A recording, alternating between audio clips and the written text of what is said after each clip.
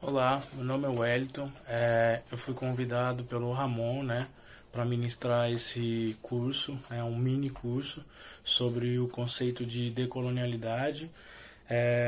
Eu sou formado em Biblioteconomia e Ciência da Informação pela Universidade de São Paulo, em Ribeirão Preto. Estudei em Ribeirão Preto durante 5 anos. Para pensar a decolonialidade, primeiro a gente tem que entender dois conceitos essenciais, né? Tipo, o conceito de colonialismo e o conceito de colonialidade.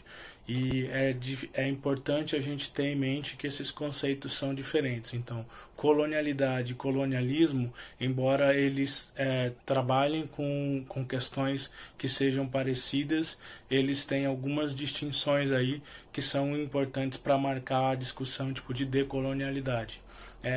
Dentro da discussão, o colonialismo ele está mais marcado por um processo onde a gente diz que ele é instituído a partir de relações econômicas. Então, a ideia colonialista, ela está muito ligada tipo ao estabelecimento de relações econômicas. Não só relações econômicas, mas o processo que mais marca o colonialismo são todos os processos de relação de ganho econômico que a colônia estabelece em cima da sua colônia. O colonizador estabelece em cima da sua colônia. Já o processo de colonialidade, ele é um conceito um pouco mais recente, surge mais ou menos no final dos anos 90, com um grupo da América Latina, em que eles estão tipo, ali no bojo daqueles grupos dos estudos subalternos, grupos esses que surgem, por exemplo, na Índia. Então, na Índia a gente vai ter Homi Bhabha, Gayatri Spivak, esses grupos falando, né, sobre a questão dos estudos do subalterno, principalmente no contexto da Índia. Esses grupos inspiram esse grupo aqui do Brasil, da América Latina, né? E aí esse grupo vai se chamar, a princípio, Grupo de Estudos dos Subalternos Latino-Americano, né? GLASS, Grupo Latino de Estudos Subalternos. E aí depois, mais pra frente, ele vai chamar Modernidade, Colonialidade e agora Decolonialidade. Então deixa eu chamar MCD, Modernidade, Colonialidade e Decolonialidade. E aí esse grupo vai destrinchar um pouco mais essa ideia de colonialidade e vai falar um pouco sobre o que é decolonialidade e por que da importância dessa palavra.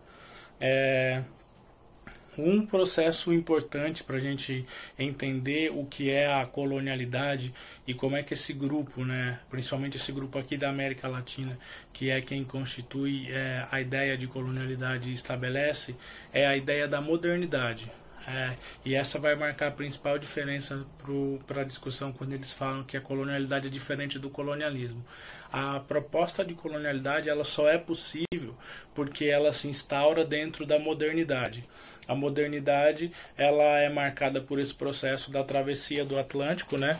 Quando países principalmente da Europa, né, começam a expandir seus territórios, fazem as expedições ultramarinas, né? E aí começam a ter territórios ultramarinos também, territórios fora da sua região central, fora da região da Europa. E aí a gente tem um processo então onde é marcadamente a modernidade, onde se constitui as colônias desses países europeus. Para o grupo Modernidade e Colonialidade, eles vão falar que esse fator é extremamente importante para a gente pensar as relações que a colonialidade estabelece.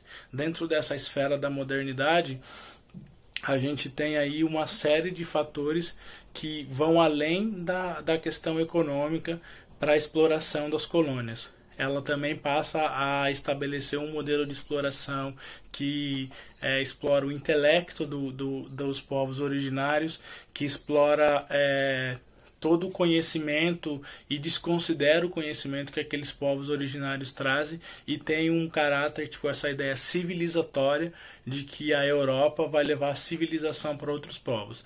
Essa ideia civilizatória é importante pensar, porque dentro desse processo civilizatório o conceito de raça ele aparece pela primeira vez, e esse conceito de raça é o que a modernidade vai utilizar para embasar atrocidades cometidas, por exemplo, como a escravidão. Então, a colonialidade ela vai permitir com que se crie um mecanismo capaz de usar a ideia de raça para poder estabelecer que alguns povos possam ser explorados e escravizados, para que alguns outros povos possam ter ganhos e enriquecer. Então, dentro desse processo, a colonialidade ela está sim visando o ganho econômico, mas ela estabelece uma série de outros fatores que estão dentro da esfera social e que vai se desdobrar em várias relações que alteram o futuro de uma determinada nação, não só daquela colônia, mas também de outros territórios. Então, se a gente pensa o Brasil tem todo uma constituição de povos, né? Povos negros, povos indígenas que tiveram as suas vidas alteradas, mas os povos dos países africanos que tiveram pessoas retiradas de lá para serem escravizadas também tiveram seu território alterado. Então esse processo da diáspora mexe com toda uma esfera que vai além do processo econômico e, por exemplo, mexe com uma esfera do conhecimento. Então, esses povos que são trazidos da África, dos países africanos, vêm para o Brasil e eles trazem conhecimento, trazem cultura, trazem seus valores, e esses valores muitas vezes são desconsiderados e eles passam a ser obrigados a esquecer tudo que eles viveram nos seus países de origem no continente africano.